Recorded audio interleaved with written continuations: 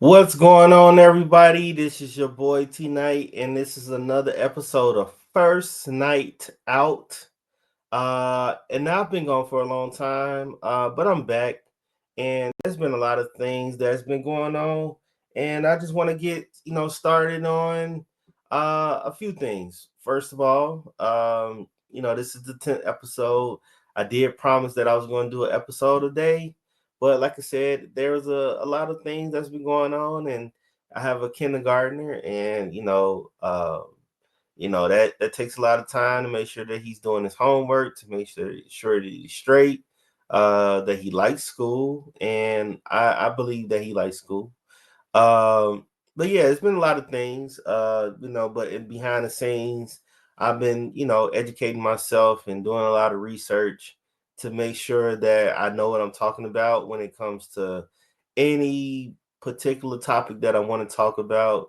I'm basically just been investing in myself. And also, where I work, I want to make sure that I'm giving them the best version of myself, and so therefore I can do this. First of all, before I get dive deep into everything, I want to give a disclaimer that my views and my opinions are strictly T Knight's opinions. And the reason why I have to give a disclaimer is because I'm affiliated with a lot of things, and I'm associated with a lot of people that probably feels indifferent, or different, or have different views than I have. And so you always have to give those disclaimers. And then also, I always try to keep it neutral. Try not to say people, name in particular, especially when it comes to political topics and things like that. I know in my intro or my pilot episode that I said I was going to stay clear from political talk. But as I evolve as a person or grow as a person, I think it's very important, no matter what platform you have, or if you feel that you are an influencer, and I know money is like the be all for a lot of people, but I think sometimes like you have to understand, like, positioning yourself as an influencer also comes with the responsibility of making sure the people that follow you are in the best position that they can be in. And so, I'm not saying I got fans, and I got, as far as I know, there's probably only two people that watch this, probably my mom and my grandma. And I want to make sure that my mom and my grandma is getting the best information, the best version of myself, and I'm trying to relay information and being an influencer to them as they were to me. And so, with that said, I'm just gonna go ahead and get started. I mean, it's been a lot going on. The first thing is, you know, I'm going to be having, I guess, my guys call it, political debate, or they think that it's going to turn into a political debate. And I don't really think so, because I'm not an expert, and you know, I'm not an expert in the political realm. I mean, I know people in the political realm, but I leave it to the politicians to do their politicking. And I'm a person that have always been in the background and just try to understand certain things. There are certain topics or things that, as a Black American, or some people will call us Negro. I mean, I feel like it's still a derogatory term to be called Negro, but as an African American, as a Black man, I think it's very important to state your claim, or state your side, or pledge your allegiance. And that's a very, and I'm going to segue to pledging your allegiance. Like, I feel like when we were younger, or when I was younger, in school, we always used to have to pledge our allegiance to the, United States of America. Uh, and I, never understood why we had to do it. it felt almost brainwashy to me. And so it was like, why are we doing this? Because, yeah, we had to say it in unison. Always have to be 8 o'clock in the morning. As soon as we get up and in school, we had to say our pledge of allegiance. Then, being in the black, uh, school, we had to say the black, national anthem, lift every voice and sing and all this stuff. And so I never truly understood the why. And I'm gonna get into the why, the root cause of why we do what we do, or why things exist the way they exist. And I never, just understood, and I guess as a kid, and it's very interesting. As a kid, you're not supposed to understand. You're supposed to lean on the guidance of adults and the people that are before you, who should be wiser and should be mentally strong and should keep you out of harm's way. So I feel like pledging your allegiance to something that you don't understand, during that time was very detrimental. But I do understand it, and I mean, I understand it now of why you should pledge your allegiance, but not to a particular country, not to a particular flag, and things like that, because there's always deeper meaning of things. I didn't know anything about slavery until I got a little older to understand what it was, and what it meant.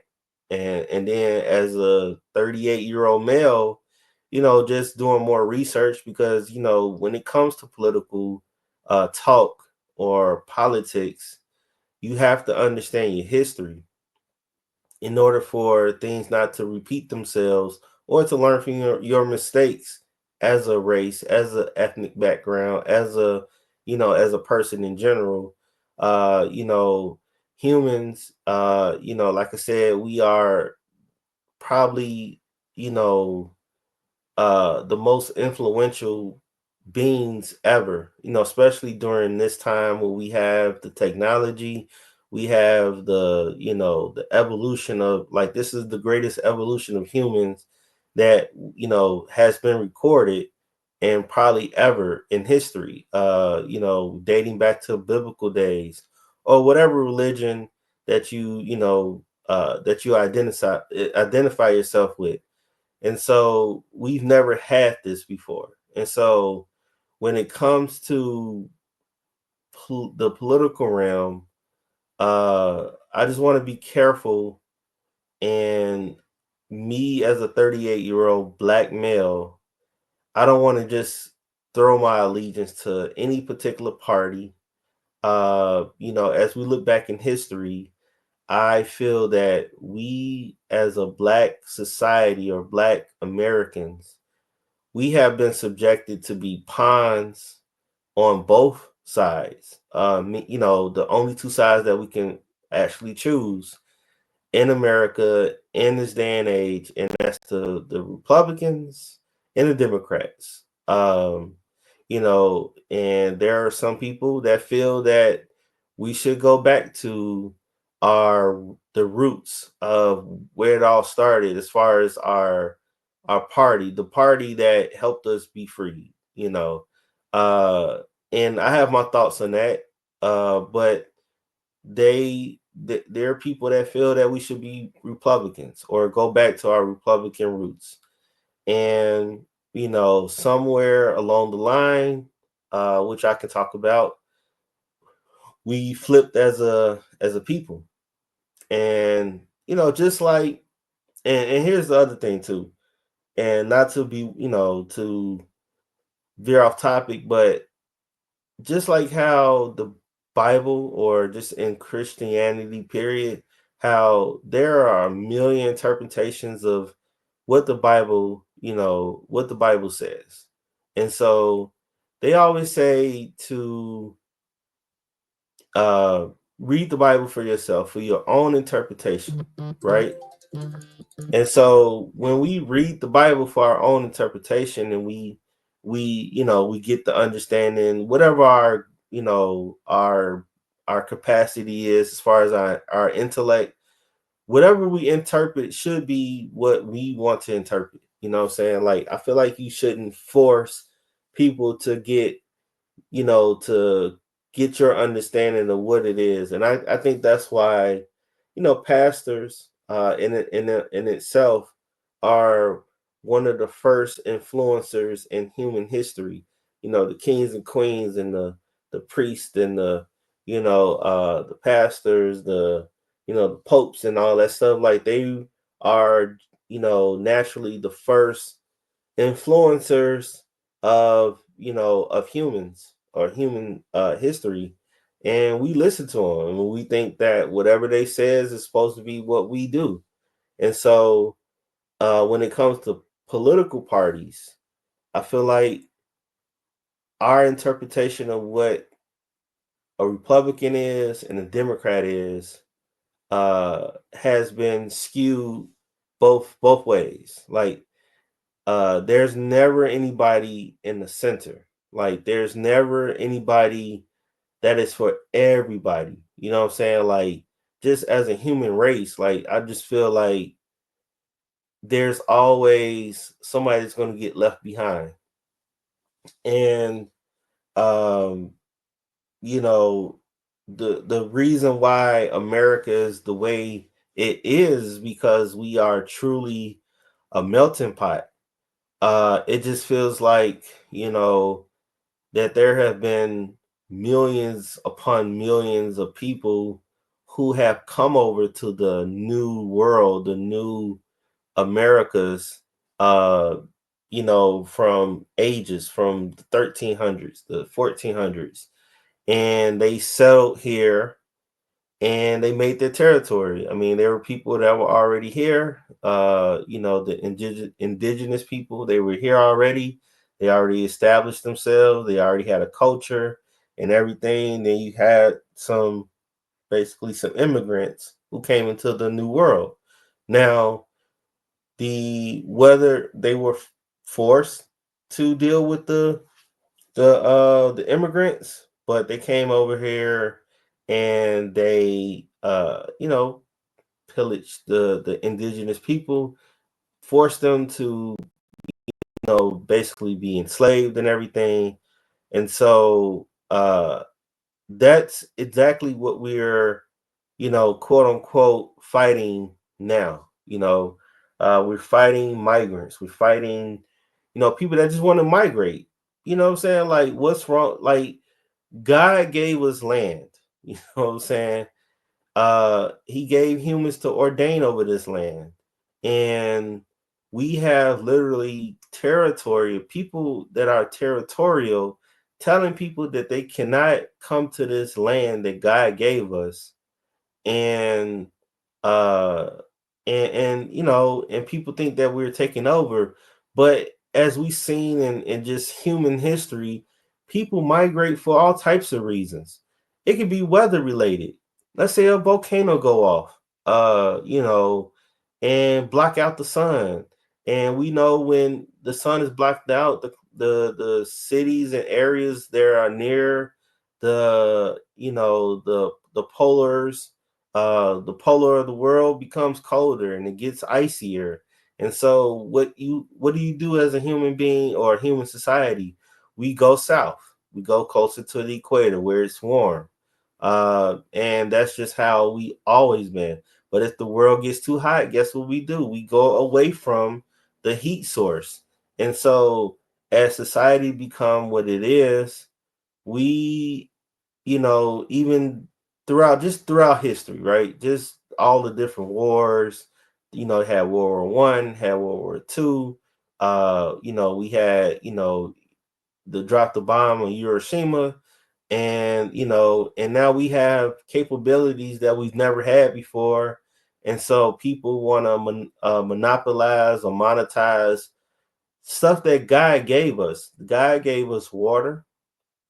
God gave us land, and then on the land, the food that grows. If you are, into the, agricultural world, the agricultural society of how things are supposed to grow, We have cotton, tobacco, we have, fruits, vegetables, and things like that that grow from God's green earth.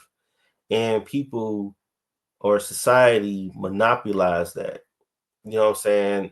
As a human, you don't want to live somewhere where, you know, people put prices on stuff and limit you as a human of the basic essentials to survive and live. And so when you are Venezuelan and you see that things are the way they are, as a culture, a culture where yes, it was once rich and vibrant, but when things turn and then you do have people that are in a political power, as an influencer, and they do or make bad decisions where they strangle your economy. And the economy or the study of it is a made up concept, to control different things. And so when you have a Venezuelan government make bad decisions when it comes to the oil, and not diversifying their revenue, their country revenue, then you start to have people that control everything. And so yeah, you naturally will have people that are poor that can't get, the resources if you're not close with the government, or just, whoever has it. If you're not close that circle or the strength of the country or whatever, you're going to feel left out. And so if you're living in the worst conditions, if you're living where there's famine, and you need food, you need shelter, you need clothing on your back, and things like that, guess what? As a society, where do you go? Just think about being a human. Where do you go to get stuff, right? And okay, America has been this great country for a very long time. And then, as a Venezuelan, as a Colombian, as a Ecuadorian person, El Salvadorian person, uh, Argentine person, as a Cuban, as a Haitian, as a Nigerian, as a Chinese person, as a just Asian countries, period, as an Irish person, as a German, throughout history, that since America been what it is, this great natural land that has basically all four seasons. At one time you could be snowing, it could be raining, it could be, a hurricane, it could be an earthquake, it could be volcanoes. But for whatever reason, the quote unquote North America has probably the best land for agriculture, has the best land for just about anything. If you're cold, you can go to Florida.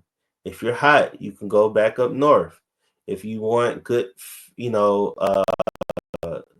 good seafood, you can go on either coast. If you want, like I feel like the way America was built or is right now, it's just like this big advertisement when you go on vacation, you want to go to the greatest place on earth to vacate.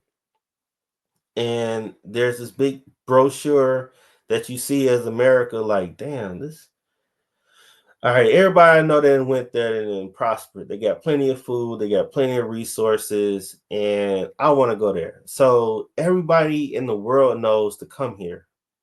So you have certain people or a certain political party, hey, come on, you know what I'm saying? Let's make our economy even greater, make it more diverse than what it is.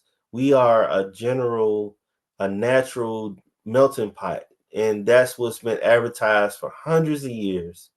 Like we have the Irish people come over, we had Asians come over.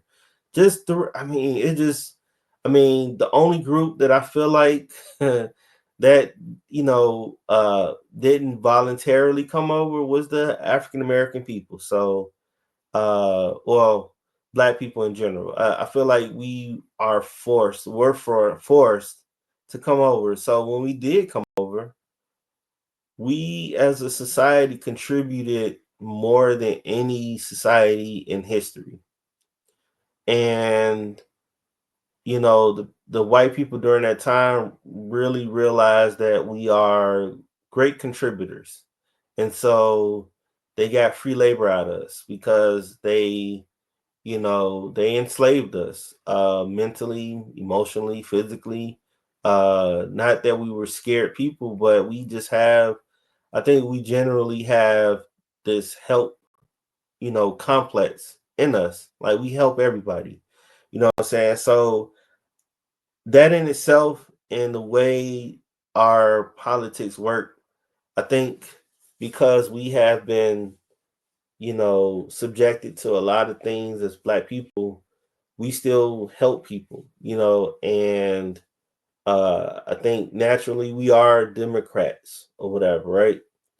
But uh but like I said, I think somewhere down the line we have always been used as pawns for white people to either get more money or power or influence. Once again, that word influence keeps popping out because, I think when it comes to the Republicans, Abraham Lincoln, freeing the slaves and stuff like that. But I feel like you have to go deeper. Like I feel like Abraham Lincoln, yes, signed the Emancipation Proclamation, the 13th, 14th, 15th Amendment.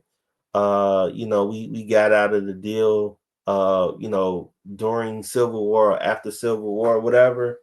And then there was the Reconstruction period. But you have to go to the origins of why things where they was, right? So I feel like the Republicans and Democrat has always I feel like they never cared per se about what happens to black people because if they did, I feel like we would have never been in an enslaved, we would have never been enslaved, period, when the Constitution was written, when we got our independence from Europe, from Britain. I feel like we should have always been citizens. I feel like we should have always been recognized as human.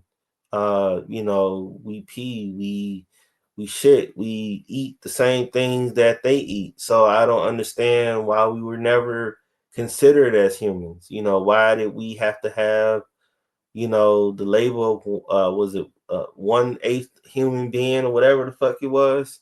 I feel like that was pretty strange. I mean, even during that time to consider us. I mean, we didn't speak their language. They forced us to speak the language. And I think when you think about that in itself, like African Americans probably, to them didn't seem human. Like we probably to them seemed, alien or foreign, and for us to endure everything that we've endured, probably in Africa, we enduring 100-degree weather. Our skin, can take a lot of beating from the sun and everything. And so probably, yeah, we probably didn't seem human to them. And so, not to veer off topic, but at some point, we as a society have to understand the origins of why we are the way the why we are America, right? It's a free, it's a it's a land that was stolen, but since it was stolen, we've allowed people to come from everywhere to settle here, everywhere with no resistance, you know. Um, and so you had that for hundreds of years. And then all of a sudden, in the last, I want to say 20 years, it seems, now we don't want nobody to come over. We don't want nobody to have the free liberties that we have. Now we want to constrict people of freedom of speech. We can't do this and we can't do that. Like, and it's only been like that for the last 10 years. You know, I mean, we've always had our problems with migration, and we do and should understand, the economy. I think, from every race, we should understand what the economy is and what it should do, and that's econ 101, 102. When it comes to uh, domestic and overseas or abroad or whatever, I think you should understand what that means, right? So yes, when you have more people than your economy can handle, yes, it's going to struggle, but at the same time, there are way more millionaires, way more billionaires that can share the wealth of, of what they have or what God has given them. So I feel like people who are billionaires and millionaires can't be, Christians. They can't be of, you know, God's people, because on the flip side, like, everybody understands it, but the greed of billionaires and millionaires is unbelievable, because there is only 1% of our economy that is rich, like uberly rich. And then the 99% have to fight over scraps, basically. But I feel like if it was more 50-50, you can support people that come over. You can support the people that are already here, who've been living under viaducts and caves and sewers and whatever the fuck they got to live to survive, picking out garbage and stuff like that. Being bottom feeders. I feel like if we are in the richest country, we shouldn't have bottom feeders. We shouldn't have the problems that we have. And so and the part of the problem is that there's too many rich people, and there are too many rich people that make the decisions of what happens with our economy. And then we as black people, not only have we have to get it out the mud, right? uh but we have to basically start over from scratch with no assistance. And this is what's amazing about black people in general. From 1900 to now, we've increased our population somehow. You know what I'm saying? And we've endured all types of systemic racism. And there are people that think that systemic racism doesn't exist, but that's not true. When you are the least, populated people, and you don't have any influence on the laws or what happens, you are subjected to whatever systems that they put in place. And if it's not a fair system for your group of people, then technically it's, a systemic racism, a system that is racist towards your race, and don't give you an advantage, doesn't help you in the long term. Even the few things that we feel that helps us is still only short term. But what about long term? What about generational wealth that they always talk about? What about the American dream? That they talk about, having acres of land, a mother and father and two kids and a dog. What about that American dream that they speak of? Like, if you cannot get to that American dream, or it's very skewed in your point of view, then yeah, that's a system problem. And so as I attempt to, like, just tell the history, like, just the Jim Crow, the being lynched, going through the Great Depression, you know, just you know, not getting paid for the services that we endured or went through in America for a very long time, and to not have a single dime or not get a single dime. I mean, there were certain black people that ended up getting it, and some people call them upper crust niggas. Some people that was very fortunate to get the things that they need to do to stay above water and become middle class or upper middle class or even millionaires in themselves. And I think naturally when you do get it, you kind of want to hold on to it. You don't want to share it because you never know, and you definitely don't want to go back. You know what I'm saying? Like, you know, I don't I don't know not one person who lived poor and made it out that, wants to give back. And that's another problem in itself, psychologically, where we don't never give back. You know what I'm saying? Like, we don't never come back and realize, like, hey, we got to get so and so out of the gutter. We got to get so and so out of the slums. We got to get them out of the projects. We got to, what I'm saying? We always rely on white people's systems, whether it's Republican or Democrat. So I feel like, they are running with this narrative that the Democrats have, kept us down as a society. And, we rely on free shit. But that's the thing though. When we were freed and we were under a Republican government, we had to rely on free shit. You see what I'm saying? We had to rely on scraps. We had to rely on a lot of things. And neither government has given us the things that we should get as and to prosper. And even if you run with the narrative that, we should be Republican, and during the Reconstruction period, we did have certain, rights and things like that, but they were short lived. And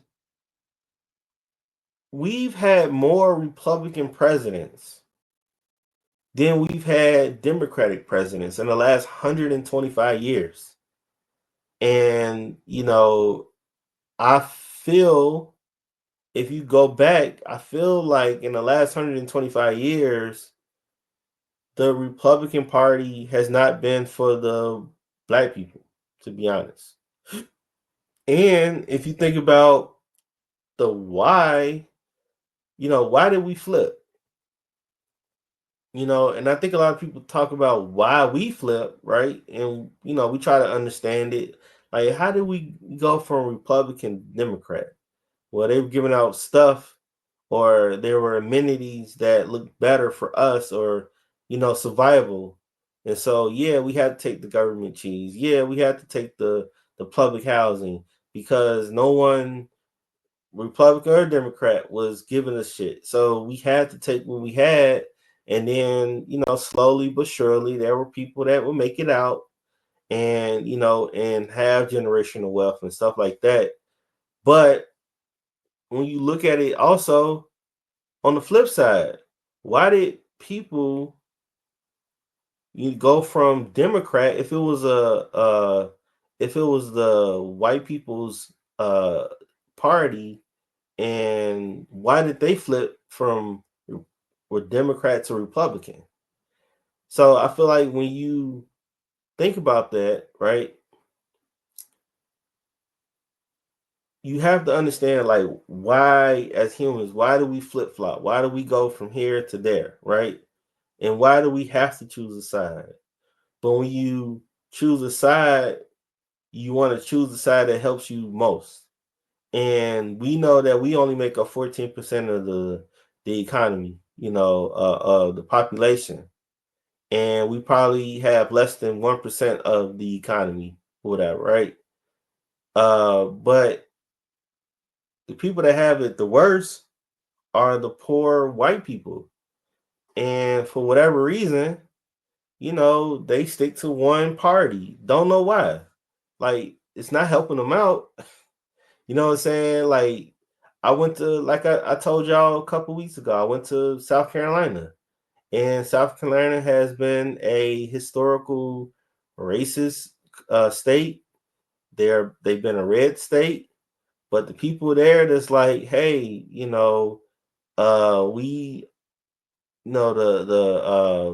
the minimum wage is what, $7.25, and everybody got to drive a goddamn Uber and all this stuff to survive and live. And meanwhile, golfers and presidential candidates and everybody go there to golf and shit like that, and all this richness over here, the tobacco, the just the farming period over there is so rich, but yet people, the tourism, Myrtle Beach, but yet people live poor down there. Kentucky, poor. West Virginia, poor. And so I don't know why people make the decisions that they make politically when they do not benefit from it. You know what I'm saying? Like, why not start your own goddamn party? You know what I'm saying? If you're not getting the results that you should get, and we all paying taxes, why should it only be fucking two fucking parties? Now, uh, I didn't cover everything, and I kind of went on rant, but I really wanted to discuss, you know, Trump. And this is my first time ever addressing Trump publicly. Um, it's been noted that for years, I want to say 63 years of his life, and I think he's only what, he's what, 78, 79 years old. So for the last 16 years of his life, he's been a Republican. And I think it should be noted that this man was a Democratic person, or had Democratic views for all of his young life, his young adult life, and his middle life, all the way up until a 63-year-old man, Democrat. Then in 2009, he became a Republican. It was noted that he mentioned that because of Bush and their handling of the United States was very poor, and he said that led to getting Obama. Not sure what that actually means. Not sure if he personally just dislikes Obama. I don't know if he was seen racist or whatever, but for whatever reason, 2009 he started declaring himself as a Republican. He said that he, went to this evolution stage or whatever, right? And so he also talked about that he was getting the support, and he knew that the Democrats have the strong power and the influence of black people, young white people, and you know, uh, I think also at the time that we, wanted to keep the momentum of what we had, right? Like, we wanted Bernie Sanders. I think a lot of us young black people wanted Bernie Sanders, and it was either Bernie Sanders or Hillary Clinton at the time. And for whatever reason, the Democratic Party chose to have Hillary Clinton. Not sure if they just wanted the Clinton name in office, but I feel like that was the wrong move, because it opened up the floodgates, because I think even women say that they don't want a woman person running the country. When it comes to security, national security and stuff, I think a lot of people feel that a woman president can't do it, and uh, not that I agree or disagree, but I feel like having a woman president or a woman candidate going against Trump gave Trump the momentum that he needed, and it was basically icing on the cake. And so he gets in, and I just feel like he played more into the core audience or his core support of Make America Great Again. Not sure what he came up with that, but it was great marketing. Where you're thinking about, all right, what does that entail? What does that mean? Make America great. Like, when were we great, or when did we stop being great? Like, that's what the psychological part is. Uh, us Black Americans, like, this is the greatest time we've ever had. Like, we've had our freedoms. People can make money. There's not that much government resistance. We can do pretty much whatever we can do, right? I mean, you do still have your poor Black people. You still have, rapid gangs and violence in America. But I feel like that's always kind of been the thing in the last 50 years, and so I feel like we've always been great, what I'm saying? And from my perspective, being 38, I feel like we've always been great under Clinton, under, I mean, I feel like Bush was the only time period in my lifetime where I felt like, we as Black people felt, it was doom and gloom. They, predatory lending and all these different things that happened during the financial crisis of 2008. Like, I felt like, damn, we got set back. Then we got Obama, we got hope. And, I feel like not just from what has Obama done for us type of way, but I feel like I felt more encouraged. I felt more motivated to become better or better version of myself during Obama's years. Like, I felt like I could become a president of the United States. You know what I'm saying? And if I felt like that, I'm pretty sure there were hundreds of Black people, or hundreds of millions of Black people that felt that way. You know what I'm saying? Like, uh, you know, I think during this time, Black women became the most educated people on earth, you know, uh, and that's what it felt like to me. But we definitely saw a rise in just education of Black people, period. And that's what I would say made America great, or Black American great. But he comes in with the Make America Great Again, and it just had a racist undertone, where uh like, damn, like, what does he mean? And then you have people from Charlottesville, you have people from Indiana, and all types of places that we know as Black people we historically never went to, because it's either a sundown town, or it's been known to lynch people and enslave people, and all these different things. I felt like those people in those towns were coming to life, uh, and it just seemed like there was going to be some type of civil war. And I remember it distinctively. Like, it looked like it was going to be a civil war from 2016 to fucking 2020. And then we had the COVID period and stuff like that. But all of this leads to right now. All of that, the history. We have the historical knowledge. We understand where, as Black people, we came from to now. We understand all of that. And even with understanding all of that, we're still at another pivotal moment in our, in our society. We've had more we have now had more black mayors than we ever had, and they control the largest cities in America.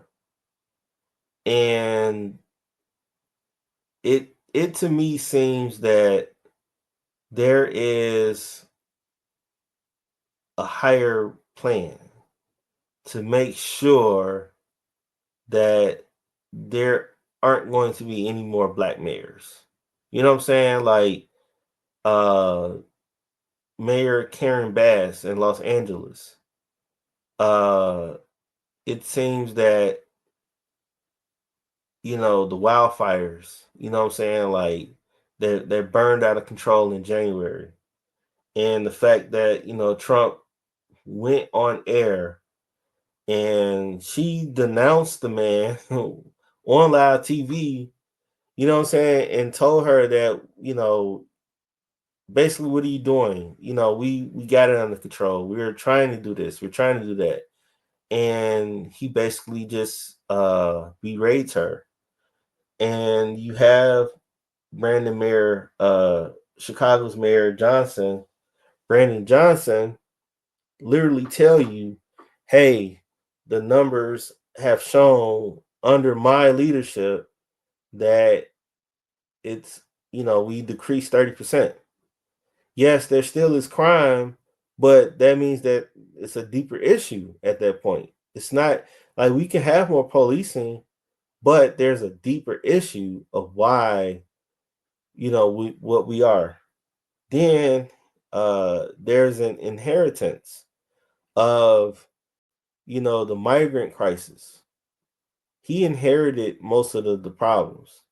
He wasn't in office when there were millions of migrants that came over. Uh, One of the first black mayor of Chicago, Harold Washington, was pretty much the architect of sanctuary cities. Now, in the 80s, I'm pretty sure there was a reason why we were, a sanctuary city, or became a sanctuary city. But, it was basically because he was a humanitarian person where he knew the value of human life. And so when people are targeting, migrants or immigrants or whatever, there are bad things that happen, you know. And so I'm pretty sure he didn't foresee millions of, migrants coming over. But the subsequent mayors of Chicago, including Mayor Daley, who was our longest tenured mayor, who is Irish, kind of enforced the sanctuary city, thing. Then you have Mayor Rahm Emanuel do the same thing. Then you had Mayor Lori Lightfoot do the same thing. Protect, you know, the sanctuary city, or you know, uh, we are welcoming cities, they call it. And whoever, when the migrants came over to the United States, and mind you, it's over 1,000 miles from the border to Chicago. Whoever brought them here, not sure who brought them here. I know for a fact that it definitely wasn't Mayor Johnson, the current mayor. And as people can remember, and people love to have, like, short memories. But when they came here, they were in fucking police stations. And it just looked a mess. They were everywhere. So when you inherit a problem like that, what do? You can't have them in police stations for the rest of their life.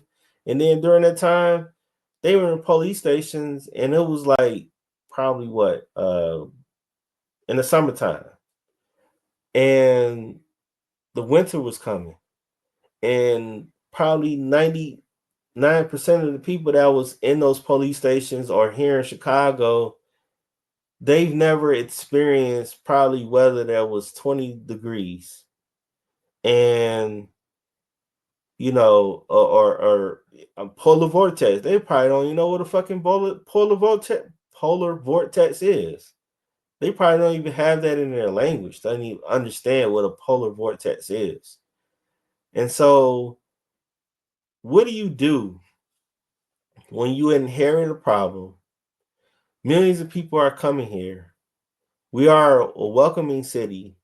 These laws and everything have already been established, but they're here. And we do have resources to house them. And yes, we do have a homeless population that is here. But I work in a mental health facility or a behavioral health center here on the west side of Chicago. And I talk to counselors and therapists all the time.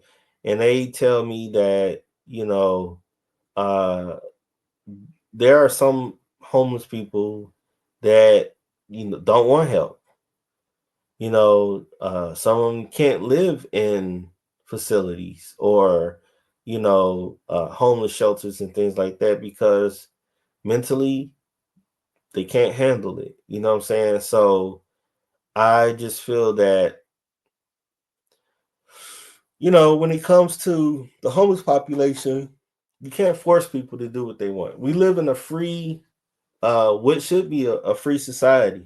You know what I'm saying? Forcing homeless people to go against what they want as a citizen in the United States, it should be a violation of the human rights. If they don't want fucking help, why should we force them to do what we want them to do? If they want to live on the street, let them live on the street. But I can guarantee you that there are some people that desire or want to live in the streets or live like a vagabond. They want to live the way they live. And so we insert ourselves as, as a black people, as a society, we insert ourselves when we think that there's people that are that are beneath us or don't have a voice. They have a voice. I mean, yeah, I mean, we should protect people. You know what I'm saying? We should have programs that, help them get off drugs and, but that's only if they want it. We can't just force people. You know what I'm saying? Like, that just seems wrong. If they want to live on the street, let them live on the street, you know. Uh, but when it came to the migrants, they came here, they want to get help. You know what I'm saying? I already mentioned that, hey, what do you do when your own country don't even feed you? You know what I'm saying? And not even seeking help to even feed the less fortunate. So where the fuck do you go? You can't go to Colombia because they already have a population that's over, and they don't have the economy to support millions of people that are migrating. Mexico, same thing. They don't have the economy.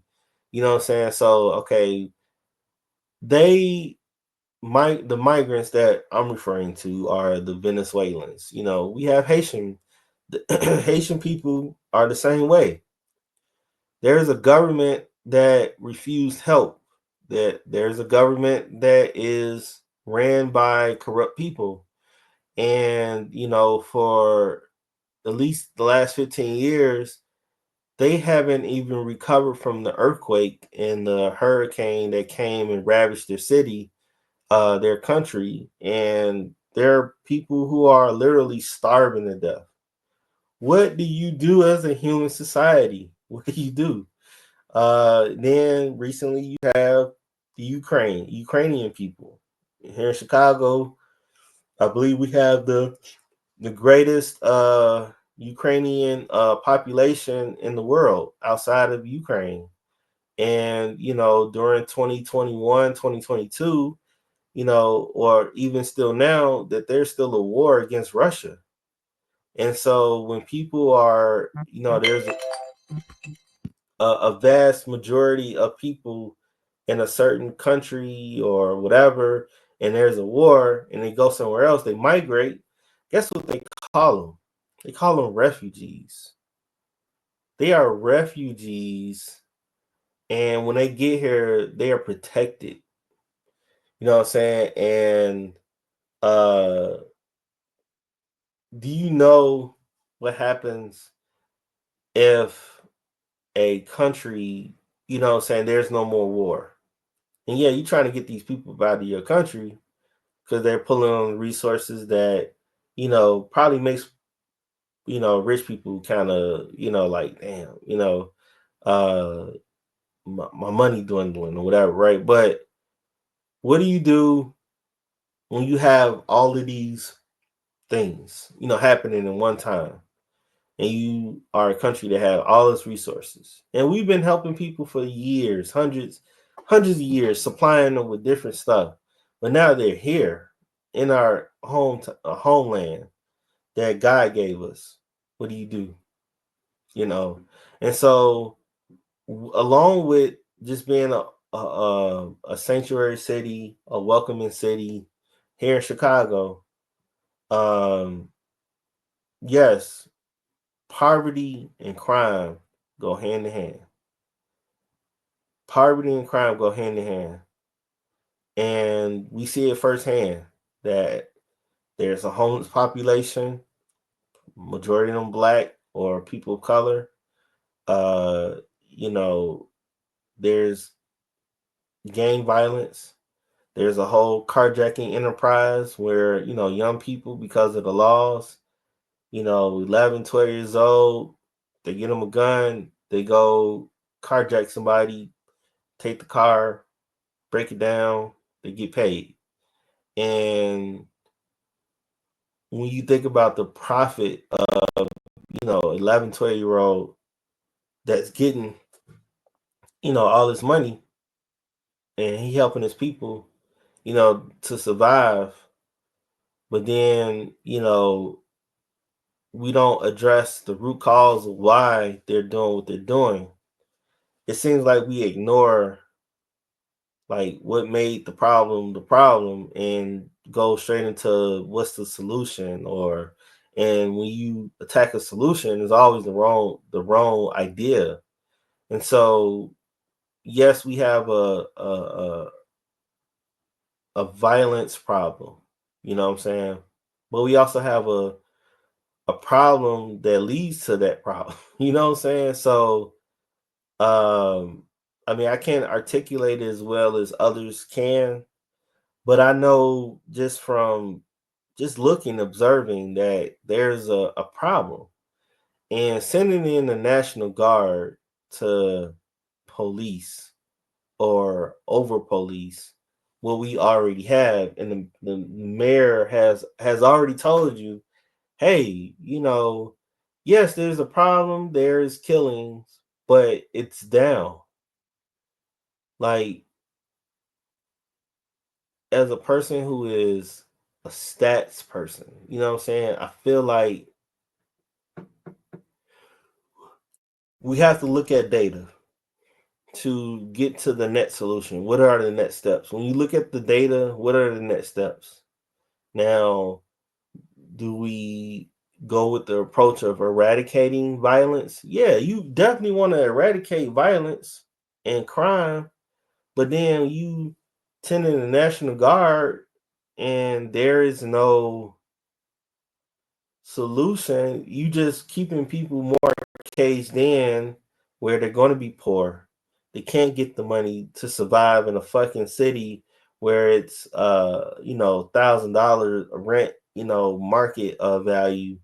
And so what the fuck do you do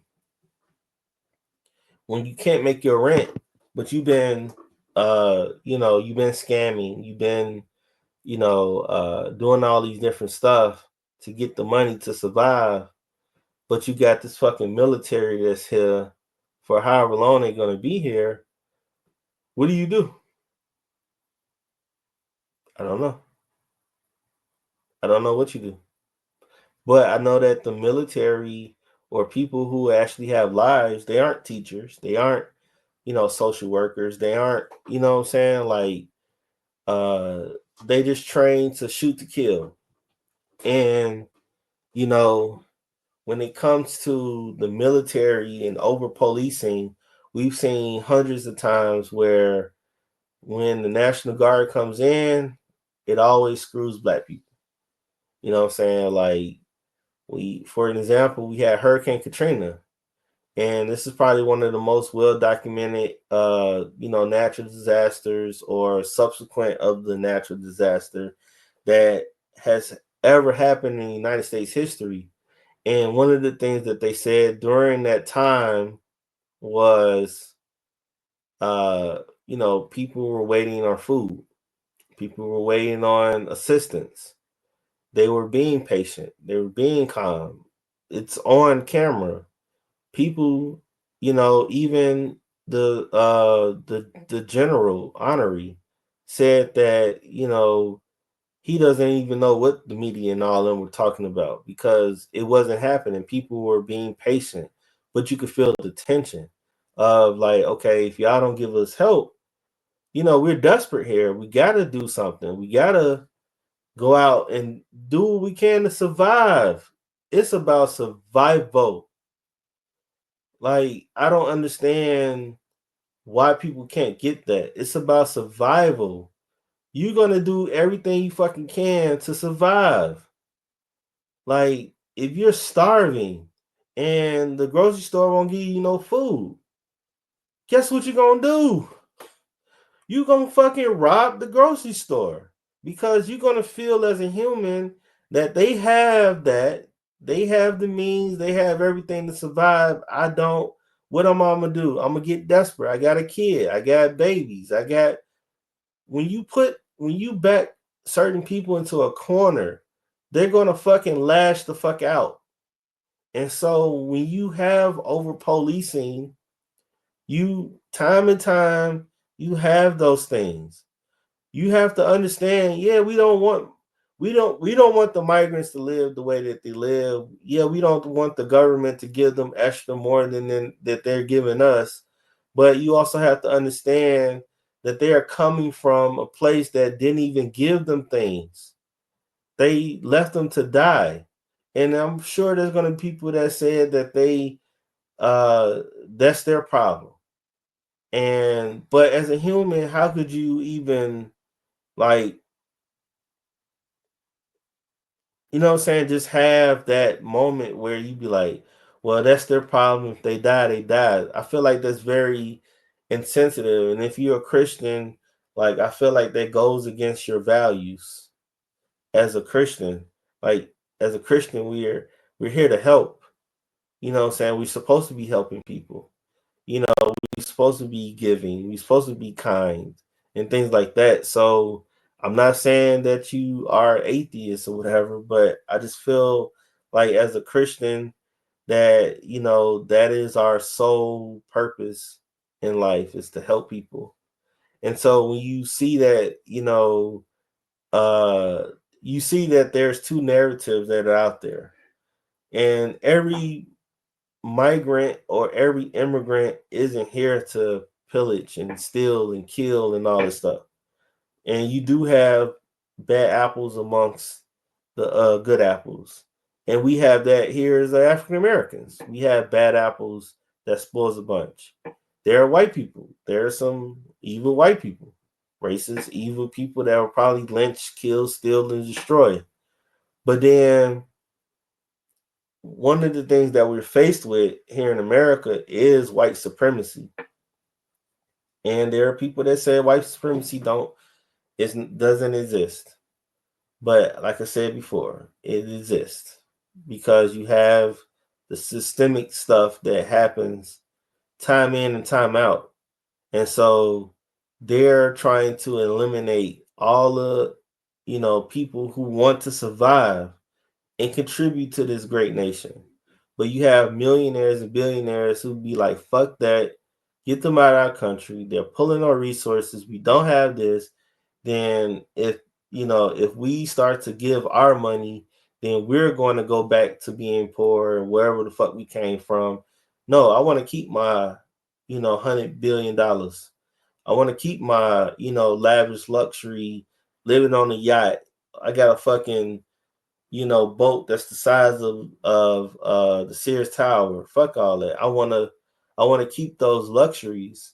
We got people who are in America.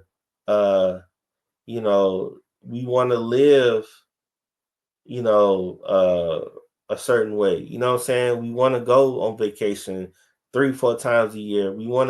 There's a lot of stuff that people want to keep the hat that want these things and want to keep these things, and they look at migrants as a threat or as if they're not alien.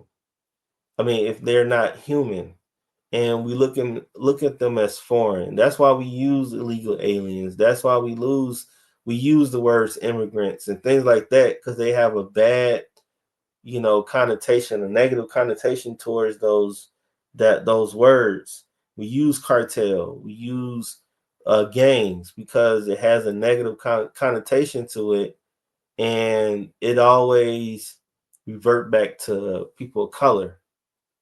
And and I understand, like there are groups of people that use our struggle to combine it and say that we are in the same boat, you know.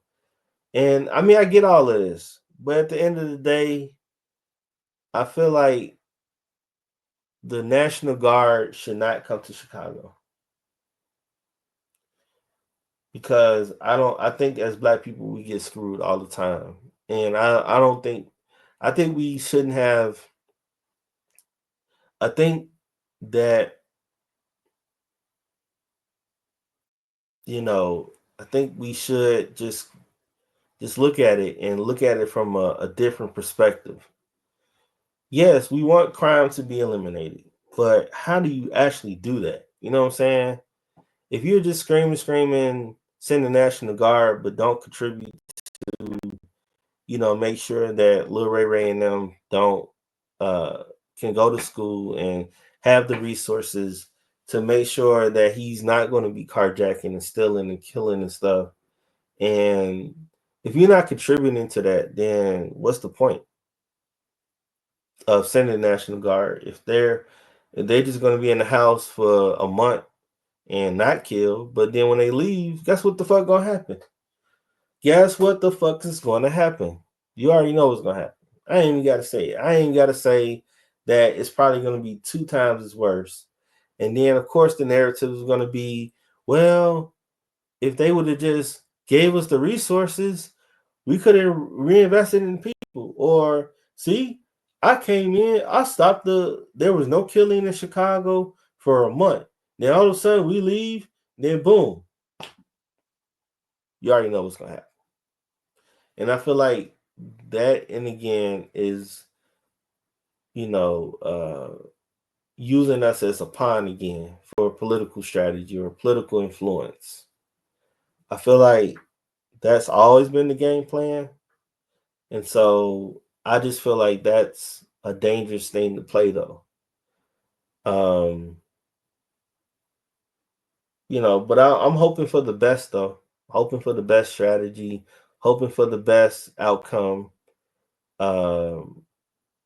And I'm hoping that no one gets killed, because I feel like if one thing happens, if something goes left, where one person dies at the hands of a National Guard trooper, then I feel like it's going to be,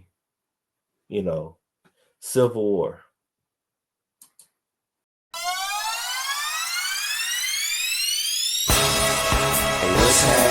What it is, y'all? Send a hill, see the half, what it do? Hey, Church Street, South Grand, stand up.